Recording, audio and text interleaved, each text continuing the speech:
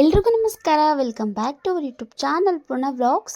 ಇವತ್ತು ಬಂದು ಮಂಗಳವಾರ. ಹಾಗೆ ಮನೆಯೆಲ್ಲ ಕ್ಲೀನ್ ಮಾಡ್ಕೊಂಡು ನಂತರ ಗ್ಯಾಸ್ ಕಟ್ಟಿನ ಕ್ಲೀನ್ ಮಾಡಿಕೊಂಡು ಹೊರಗಡೆ ಕಸ ಗುಡಿಸಿ ಕ್ಲೀನಾಗಿ ಹೊಸದಿಲ್ಲೆಲ್ಲ ತೊಳೆದು ಇದು ಮಾಡ್ತಾಯಿದ್ದೀನಿ. ಎಲ್ರಿಗೂ ಇವತ್ತು ಬಂದು ಮಂಗಳವಾರ. ಹಾಗೆ ಇವತ್ತು ಟಿಫನ್ಗೆ ಅಂತ ಹೇಳಿಬಿಟ್ಟು ಇಡ್ಲಿ ಮಾಡ್ತಾಯಿದ್ದೀನಿ. ಹಾಗೆ ಇವಾಗ ಟೀ ಮಾಡೋಣ ಅಂತ ಹೇಳಿಬಿಟ್ಟು ಟೀ ಕೂಡ ಮಾಡ್ತಾಯಿದ್ದೀನಿ.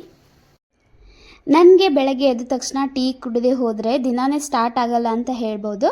ಹಾಗೆ ಇವಾಗ ವಿಂಟರ್ ಸ್ಟಾರ್ಟ್ ಆಗಿದೆ. ತುಂಬ ಚಳಿ ಇರೋದ್ರಿಂದ ಸ್ವಲ್ಪ ಸ್ವೆಟರು ಹಾಗೆ ಟೋಪಿ ಎಲ್ಲ ಹಾಕೋಬೇಕು, ಇಲ್ಲಾಂದರೆ ತುಂಬ ಚಳಿ ಇರುತ್ತೆ ಅಂತ ಹೇಳಿ ನಾನು ಕೂಡ ಸ್ವೆಟರು ಕ್ಯಾಪ್ ಹಾಕ್ಕೊಂಡಿದ್ದೆ.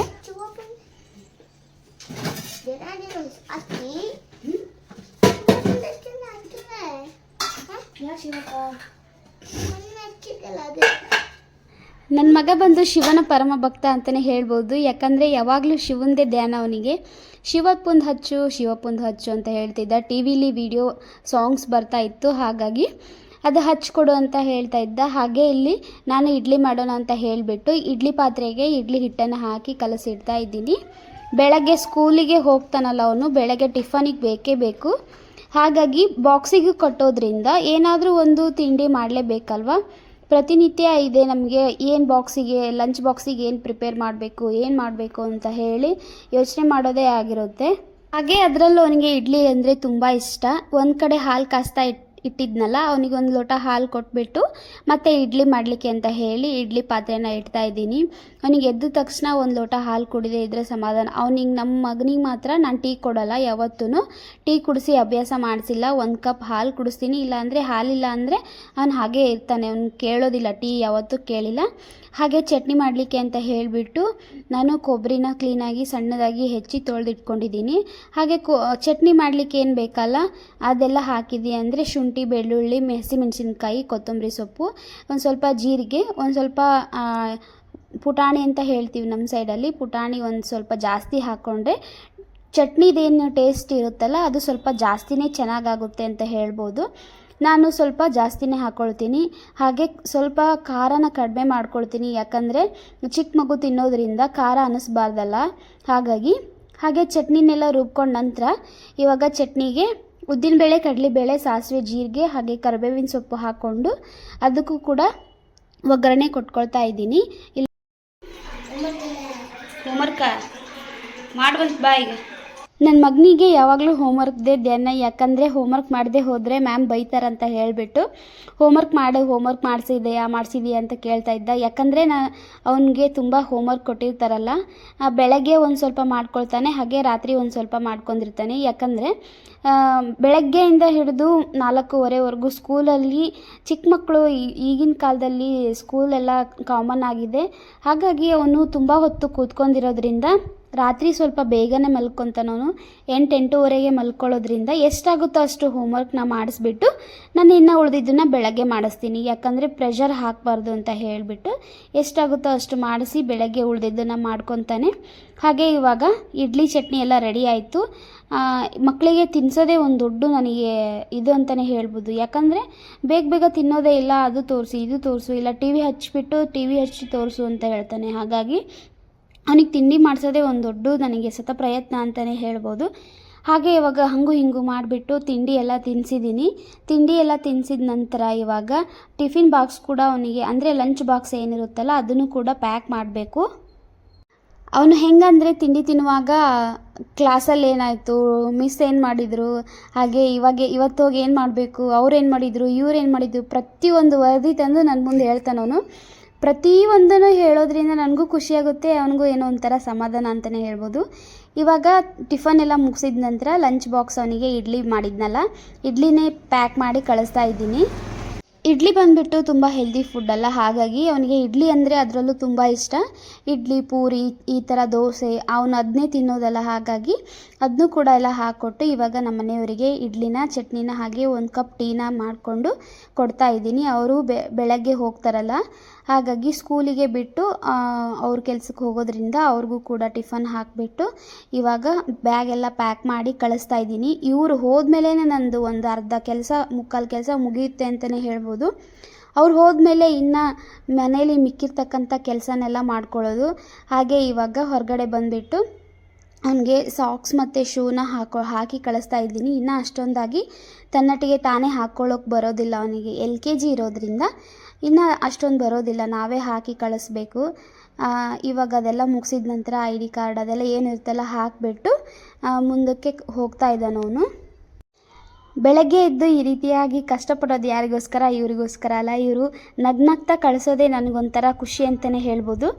ಹಾಗೆ ಇದೊಂದು ಲಾಸ್ಟ್ ಮೂಮೆಂಟ್ ಅವ್ರೇನು ಹೇಳ್ತಾರಲ್ಲ ಬಾಯ್ ಅಂತ ಹೇಳ್ಬಿಟ್ಟು ಹೋಗೋದು ತುಂಬ ನನಗಂತೂ ಖುಷಿ ಅಂತ ಅನಿಸುತ್ತೆ. ಹಾಗೆ ನಾವೇನಾದರೂ ತಿಂಡಿ ಹಾಕ್ಕೊಟ್ಟಾಗ ಅದು ಕಂಪ್ಲೀಟಾಗಿ ತಿಂದುಬಿಟ್ಟು ಕೈ ತೊಳೆದಿರ್ತಾರಲ್ಲ, ಅದರಲ್ಲಂತೂ ನನಗೆ ಸಿಕ್ಕಾಪಟ್ಟೆ ಖುಷಿ ಅಂತಲೇ ಹೇಳ್ಬೋದು. ಕೇಳ್ತಿರ್ತಾರಲ್ಲ ಯಾವಾಗಾದರೂ ಏನು ಖುಷಿ ಹಂಗೆ ಹಿಂಗೆ ಅಂದಾಗ, ಅವರು ಊಟ ಮಾಡಿ ಕಂಪ್ಲೀಟಾಗಿ ಕೈ ತೊಳೆದು ಹೋಗಿರ್ತಾರಲ್ಲ, ಅದೇ ನನಗೆ ಸ್ಯಾಟಿಸ್ಫ್ಯಾಕ್ಷನ್ ಅಂತಲೇ ಹೇಳ್ಬೋದು. ಯಾಕಂದರೆ ನಾವು ಅಷ್ಟು ಕಷ್ಟಪಟ್ಟು ಮಾಡಿದ್ದಕ್ಕೂ ಒಂದು ಇದು ಇರುತ್ತಲ್ಲ, ಹಾಗಾಗಿ ಕ್ಲೀನಾಗಿ ತಿಂದು ಎಲ್ಲ ಕೈ ತೊಳ್ಕೊಂಡು ಹೋದ್ರೇ ನನಗೊಂಥರ ಸಮಾಧಾನ, ನೆಮ್ಮದಿ ಅಂತಲೇ ಹೇಳ್ಬೋದು. ಇವಾಗ ಅವರೆಲ್ಲ ಹೋದ ನಂತರ ನಂದು ಕೆಲಸ ಸ್ಟಾರ್ಟ್ ಆಗ್ತು. ಇವಾಗ ಎಲ್ಲ ತಿಂದಿದ್ದೆಲ್ಲ ಪಾತ್ರೆನೆಲ್ಲ ತೊಳೆದು ಕ್ಲೀನಾಗಿ ಮತ್ತೆ ಅಡುಗೆ ಮನೆಯೆಲ್ಲ ಸ್ವಚ್ಛ ಮಾಡ್ಕೋಬೇಕು. ಹಾಗೆ ಇವಾಗ ತುಂಬ ಚಳಿ ಇರುತ್ತೆ, ನೀರು ಮುಟ್ಲಿಕ್ಕೆ ಒಂಥರ ತಣ್ಣಗಿರುತ್ತೆ. ಇನ್ನು ಮುಂದೆ ಬರ್ತಾ ಇನ್ನೂ ತುಂಬ ಚಳಿ ಬರುತ್ತೆ, ಅವಾಗ ಹೆಂಗೋ ಏನೋ ಗೊತ್ತಿಲ್ಲ. ಆದಷ್ಟು ನಾನು ರಾತ್ರಿನೇ ಎಲ್ಲ ಕ್ಲೀನ್ ಮಾಡಿ ಇಟ್ಕೊಂಡಿರ್ತೀನಿ. ಆದರೂ ಇಷ್ಟೊಂದು ಪಾತ್ರೆಗಳು ಬರುತ್ತೆ, ಹೇಗೆ ಬರುತ್ತೆ ಅಂತಲೇ ಗೊತ್ತಾಗೋದಿಲ್ಲ. ಅದರಲ್ಲೂ ಇಡ್ಲಿ ಮಾಡಿದಾಗಂತೂ ಕೇಳೋದೇ ಬೇಡ. ಅದು ಇಡ್ಲಿ ಮಾಡೋದು ಈಸಿ, ಬಟ್ ಪಾತ್ರೆ ಎಲ್ಲ ತೊಳೆಯೋದು ತುಂಬ ಕಷ್ಟ ನನಗಂತೂ. ಯಾವ ರೀತಿಯಾಗಿ ಕೆಲಸ ಮಾಡ್ತೀವಿ ನಾವು ಅಂದರೆ, ಈಗ ಸ್ಕೂಲಿಗೆ ಹೋಗ್ತಾರಲ್ಲ, ದೊಡ್ಡವರಾದ್ಮೇಲೆ ಒಂದು ರೀತಿಯಾಗಿ ಮಕ್ಕಳನ್ನ ಬೆಳೆಸ್ಬೋದು. ಆದರೆ ಚಿಕ್ಕ ಮಕ್ಕಳಿಗೆ ನಾವೇ ರೆಡಿ ಮಾಡಬೇಕು, ಯೂನಿಫಾರ್ಮ್ ಹಾಕಬೇಕು, ಶೂಸ್ ಹಾಕಬೇಕು, ಟಿಫನ್ ಕೂಡ ಮಾಡಿಸ್ಬೇಕು, ಹೋಮ್ವರ್ಕ್ ಮಾಡಿಸ್ಬೇಕು. ಈ ರೀತಿಯಾಗಿ ಪ್ರತಿಯೊಂದು ಕೆಲಸ ನಮ್ಮದೇ ಆಗಿರುತ್ತೆ. ಆ ರೀತಿಯಾಗಿ ನಾವು ಯಾವ್ಯಾವ ರೀತಿಯಾಗಿ ನಾನು ನನ್ನ ಮಗನ್ನ ಟೇಕ್ ಕೇರ್ ಮಾಡ್ತೀನಿ ಅಂತ ಹೇಳಿಬಿಟ್ಟು ತೋರಿಸ್ಕೊಟ್ಟಿದ್ದೀನಿ. ಹಾಗೆ ಅವ್ನು ಹೋದ ನಂತರ ಸಾಕಷ್ಟು ಕೆಲಸಗಳು ಬಾಕಿ ಇರುತ್ತೆ. ಹಾಗೆ ಮಧ್ಯಾಹ್ನಕ್ಕೂ ಅಡುಗೆ ಮಾಡಬೇಕು, ಪ್ರತಿಯೊಂದನ್ನು ಮಾಡಬೇಕಲ್ಲ, ಅದನ್ನು ಕಂಪ್ಲೀಟಾಗಿ ಈ ವಿಡಿಯೋದಲ್ಲಿ ಇಷ್ಟು ಪಾರ್ಟ್ ಏನಪ್ಪ ಅಂದರೆ, ಮನೆಯಲ್ಲಿ ಸಿಹಿ ಕ್ಲೀನ್ ಮಾಡೋದು, ಹಾಗೆ ಪಾತ್ರೆನ ಕ್ಲೀನಾಗಿ ಇಟ್ಕೊಳ್ಳೋದು. ಒಂದೇ ಒಂದು ಪಾತ್ರೆ ಇದ್ದರೂ ಕೂಡ ನನಗೆ ಒಂಥರ ಮನಸ್ಸೇ ಬರಲ್ಲ ಮತ್ತೆ ಮುಂದಿನ ಕೆಲಸ ಮಾಡಲಿಕ್ಕೆ. ಹಾಗಾಗಿ ಪ್ರತಿ ಸಲ ನಾನು ಒಂದೊಂದು ಲೋಟ ಇರಲಿ, ಒಂದು ತಟ್ಟೆ ಇರಲಿ, ಪ್ರತಿ ಸಲನೂ ಕ್ಲೀನ್ ಮಾಡ್ಕೊಳ್ತಾ ಬರ್ತೀನಲ್ಲ, ಹಾಗೆ ನಾನು ಕ್ಲೀನ್ ಮಾಡ್ತಾ ಪ್ರತಿಯೊಂದನ್ನು ತೊಳೆದಿಟ್ಟಿದ್ದೀನಿ. ಇವಾಗ ಕಂಪ್ಲೀಟಾಗಿ ನಾವು ಇಡ್ಲಿ ಮಾಡೋದು ಇಷ್ಟ ಎಲ್ರಿಗೂ, ಮನೆಯಲ್ಲಿ ಇಡ್ಲಿ ಎಲ್ಲ ತಿಂತಾರೆ. ಆದರೆ ಇಡ್ಲಿ ಮಾಡಿ ಪಾತ್ರೆಗಳನ್ನ ತೊಳೆಯೋದು ತುಂಬ ಕಷ್ಟ ಅಂತಲೇ ಹೇಳ್ಬೋದು. ಯಾಕಂದರೆ ಅದು ಪ್ರತಿಯೊಂದೊಂದು ಗಟ್ಟಿಯಾಗಿರುತ್ತಲ್ಲ, ಇಡ್ಲಿದು ರವೆ ಎಲ್ಲ ಅದೆಲ್ಲ ಕ್ಲೀನಾಗಿ ಅದಾದಮೇಲೆ ತೊಳೆಯೋದು. ಹಾಗಾಗಿ ಇಡ್ಲಿ ಮಾಡೋದು ತುಂಬ ಸುಲಭ, ಆದರೆ ಇಡ್ಲಿ ಪಾತ್ರೆಗಳನ್ನ ತೊಳೆಯೋದು ನನ್ನ ಪ್ರಕಾರ ನನಗೆ ತುಂಬ ಕಷ್ಟ ಅಂತಲೇ ಹೇಳ್ಬೋದು. ಇವಾಗ ಪ್ರತಿಯೊಂದು ಪಾತ್ರೆಗಳೆಲ್ಲ ತೊಳೆದಾಗಿದೆ, ಎಲ್ಲ ಕ್ಲೀನಾಗಿ ಇಟ್ಟಿದ್ದೀನಿ. ಅದನ್ನು ಕೂಡ ಜೋಡಿಸ್ಕೋಬೇಕು. ಇವಾಗ ನಂತರ ಕಸ ಎಲ್ಲ ಗುಡಿಸಿ ನೆಲ ಒರೆಸಿದ ಮೇಲೆ ಅದು ಸ್ವಲ್ಪ ನೀರು ಇಳಿದಾದ್ಮೇಲೆ ಜೋಡಿಸ್ಕೊತೀನಿ. ಇವಾಗ ಸ್ನಾನ ಎಲ್ಲ ಮುಗೀತು, ಪೂಜೆ ಮಾಡಬೇಕು. ಹಾಗೆ ಮಂಗಳವಾರ ಆದ್ದರಿಂದ ಕೂಡ ಇವತ್ತು ಬೇಗ ಮಾಡಲಿಕ್ಕೆ ಅಂತ ಅಂದ್ಕೊಂಡೆ, ಆದರೂ ಸ್ಕೂಲ್ ಇರೋದ್ರಿಂದ ಸ್ವಲ್ಪ ಲೇಟಾಗೇ ಆಯಿತು. ಮೊದಲೆಲ್ಲ ಹೇಗಾಗ್ತಿತ್ತಪ್ಪ ಅಂದರೆ, ನಾನು ಬೆಳಗ್ಗೆ ಕಾಲೇಜಿಗೆ ಬೇಗ ಹೋಗ್ತಿದ್ದೆ. ಸೊ ಹಾಗಾಗಿ ಬೆಳಗ್ಗೆ 8:30 ಅಷ್ಟೊತ್ತಿಗೆ ನನ್ನ ಪೂಜೆ ಎಲ್ಲ ಮುಗೀತಿತ್ತು. ಇವಾಗ ಹಾಗಾಗಲ್ಲ, ನಾನು ಮನೇಲಿ ಇರ್ತೀನಲ್ಲ, ಹಾಗೆ ಇವಾಗ ರಂಗೋಲಿ ಕೂಡ ಹಾಕೊಳ್ಳೋಣ ಅಂತ ಹೇಳಿಬಿಟ್ಟು ಹೊರಗಡೆ ನಾನು ಕ್ಲೀನಾಗಿ ಒಂದ್ಸಲ ತೊಳೆದು ನೆಲ ಒರೆಸಿ ಇಟ್ಕೊಂಡಿದ್ನಲ್ಲ, ಇನ್ನೊಂದು ಸಲ ನೀಟಾಗಿ ಅರಿಶಿಣ ಏನಿರುತ್ತಲ್ಲ ಅದನ್ನ ಮಂಗಳವಾರ ಶುಕ್ರವಾರ ನಾನು ಪ್ರತಿ ಸಲನೂ ಹಚ್ತೀನಿ. ಯಾಕಂದರೆ ಮಂಗಳವಾರ ಶುಕ್ರವಾರ ನಾನು ತಪ್ಪದೆ ಪೂಜೆ ಮಾಡೋದ್ರಿಂದ, ಈ ರೀತಿಯಾಗಿ ಹಚ್ಚಿಬಿಟ್ಟು ಪೂಜೆ ಮಾಡೋದ್ರಿಂದ ನನಗೇನೋ ಒಂಥರ ಖುಷಿ, ಸಮಾಧಾನ ಅಂತಲೇ ಹೇಳ್ಬೋದು. ಹಾಗಾಗಿ ನಾನು ಕಂಪ್ಲೀಟ್ ಹೊಸ್ತಿಲಿಗೆ ಅರಿಶಿಣನೆಲ್ಲ ಹಾಕಿಬಿಟ್ಟು ರಂಗೋಲಿ ಹಾಕ್ಕೊಳ್ತಾ ಇದ್ದೀನಿ. ನನಗೆ ಈ ರೀತಿಯಾಗಿ ಕೆಲಸ ಮಾಡೋದು ಅಂದರೆ ತುಂಬಾ ಇಷ್ಟ. ಹಾಗೆ ಕಷ್ಟಪಟ್ಟು ಕೆಲಸ ಮಾಡೋದಕ್ಕಿಂತ ಇಷ್ಟಪಟ್ಟು ಕೆಲಸ ಮಾಡಿದರೆ ನಮ್ಮಲ್ಲಿರ್ತಕ್ಕಂಥ ಕೆಲವೊಂದು ನಮ್ಮಲ್ಲಿ ಏನೇನೋ ಟ್ಯಾಲೆಂಟ್ ಇರುತ್ತೆ, ಅದನ್ನೆಲ್ಲ ಇದರಲ್ಲಿ ತೋರಿಸ್ಕೋಬೋದು. ಇಷ್ಟಪಟ್ಟು ಮಾಡೋದ್ರಿಂದ ಅವೆಲ್ಲ ಹೊರಗಡೆ ಬರುತ್ತೆ ಅಂತ ಹೇಳ್ಬೋದು. ಕಷ್ಟಪಟ್ಟು ಮಾಡಿದ್ರೆ ನಮ್ಮದು ಕೆಲಸ ಮಾಡಬೇಕಲ್ಲಪ್ಪ ಅಂತ ಹೇಳಿಬಿಟ್ಟು ಬೇಗ ಮಾಡ್ಕೊಳ್ತೀವಿ. ಅದರಿಂದಾಗಿ ನಮ್ಮಲ್ಲಿರ್ತಕ್ಕಂಥ ಟ್ಯಾಲೆಂಟ್ ಎಲ್ಲ ಅಲ್ಲೇ ಇರುತ್ತೆ, ಮುಂದೆ ಏನೋ ಆಗೋದೇ ಇಲ್ಲ. ಹಾಗಾಗಿ ಪೂಜೆ ಎಲ್ಲ ಮಾಡ್ಕೊಂಡು ಇವಾಗ ಉದಿನ ಕಡ್ಡಿ ಹಾಗೆ ಧೂಪ ಲೋಬನ ಎಲ್ಲ ಹಾಕೊಳ್ತಾ ಇದ್ದೀನಿ. ಎಲ್ಲರ ಮನೆಯಲ್ಲೂ ಇದೇ ಕೆಲಸ, ಬಟ್ ಇದನ್ನೇ ಸ್ವಲ್ಪ ಕ್ರಿಯೇಟಿವ್ ಆಗಿ ಮಾಡಬೇಕು ಅಂತ ನನ್ನ ಆಸೆ. ಇವಾಗ ಆಲ್ಮೋಸ್ಟ್ ಎಲ್ಲ ಕೆಲಸ ಮುಗೀತು. ಹಾಗೆ ನೋಡ್ತಾ ಇದ್ದೀರಲ್ಲ, ಕೆಲವೊಂದಿಷ್ಟು ಸೀರೆದು ಕುಚ್ಚು ಹಚ್ಚೋದು ಬಂದಿತ್ತು, ಹಾಗೆ ಬ್ಲೌಸ್ದು ಎಂಬ್ರಾಯ್ಡರಿ ಮಾಡೋದು ಕೂಡ ಬಂದಿತ್ತು. ಹಾಗಾಗಿ ಇವಾಗ ಬ್ಲೌಸ್ ಕುಚ್ಚನ್ನ ಹಚ್ತಾ ಇದ್ದೀನಿ, ಸೀರೆ ಕುಚ್ಚನ್ನ ಹಚ್ತಾ ಇದ್ದೀನಿ. ಹಾಗೆ ಬ್ಲೌಸ್ದು ಎಂಬ್ರಾಯ್ಡರಿ ವರ್ಕ್ ಅಥವಾ ಬೀಡ್ಸ್ ವರ್ಕ್ ಏನಿದೆ ಅದು ಕೂಡ ನಾನೇ ಮಾಡ್ತೀನಿ. ಅದು ಆಗಿದೆ ಕಂಪ್ಲೀಟಾಗಿ. ಯಾವ ರೀತಿ ಕಾಣುತ್ತೆ ಅಂತ ಹೇಳಿಬಿಟ್ಟು ಕೊನೆಯದಾಗಿ ವಿಡಿಯೋ ಹಾಕ್ತೀನಿ, ಅದು ಕೂಡ ನೋಡ್ಬೋದು. ಹಾಗೆ ಇವಾಗ ಸೀರೆ ಕುಚ್ಚು ಹಚ್ತಾ ಇದ್ದೀನಿ. ಅದೆಲ್ಲ ಮುಗಿಸ್ಕೊಂಡು ಬೇಳೆ ಸಾರನ್ನು ಮಾಡಲಿಕ್ಕೆ ಅಂತ ಹೇಳಿ ಬೇಳೆ ಟೊಮೆಟೊ ಹಾಕಿದ್ದೆ ಒಲೆ ಮೇಲೆ, ಅದು ಕೂಡ ಕುದೀತಾ ಇದೆ. ಹಾಗೆ ಇವಾಗ ಸೀರೆ ಕುಚ್ಚು ಹಚ್ಚಿಬಿಟ್ಟು ಮಧ್ಯಾಹ್ನದ ಊಟ ಎಲ್ಲ ಮುಗಿಸ್ಕೊಂಡು